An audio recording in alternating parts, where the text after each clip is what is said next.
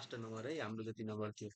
यहाँ यहाँ के भनिरहेको छ भने सल्युसन लेखौँ पहिले। यहाँ के भनिरहेको छ भने two brother decided to deposit RS 100 each in a bank. दुईटा ब्रदर छ, त्यसले कति डिसाइड गरेको छ भन्दाखेरि आरएस 100 डिपोजिट गर्ने सोच बनाएको छ। आरएस 100 भनेको प्रिन्सिपल भयो। The younger brother deposited the sum at the 10% rate of simple interest. एउटा ब्रदरले सिम्पल इन्ट्रेस्टमा इन्भेस्ट गरेको छ। The elder brother deposited the same rate of interest that is 10% compounded annually. एउटाले कम्पाउन्ड इन्ट्रेस्टमा गरेको छ। Find the difference between the amount that these brother two brothers receive after 50 years. हामीलाई टाइम कति दिइसकेको छ भन्दाखेरि 50 इयर्स दिएको छ। 50 इयर्स टाइम दिएको छ। त्यसपछि हाम्रो रेट कति छ भन्दाखेरि 10% छ हैन। यहाँ यङ्गर ब्रदरले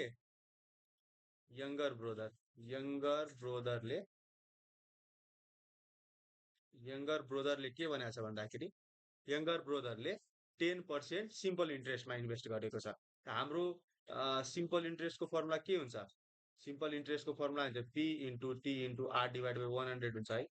पी को भ्याल्यु कति भयो? 100 भयो। यो माथिबाट हेर है, 100 टाइम भनेको 50 इयर्स अनि रेट भनेको छ 10 मात्र डिभाइड बाई 100।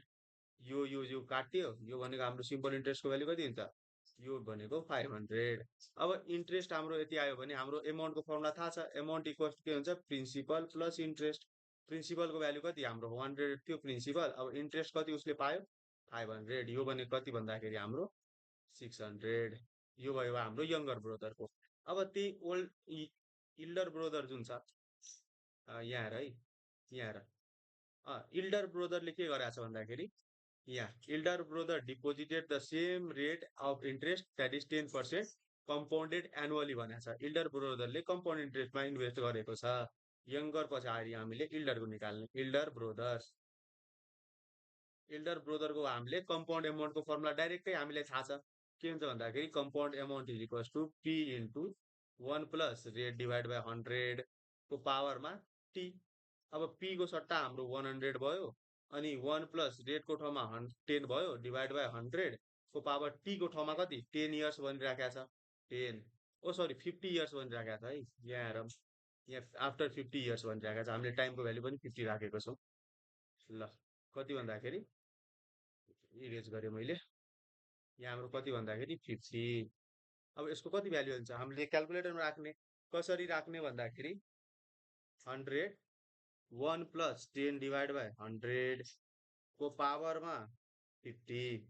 यो भनेको कति भन्दाखेरि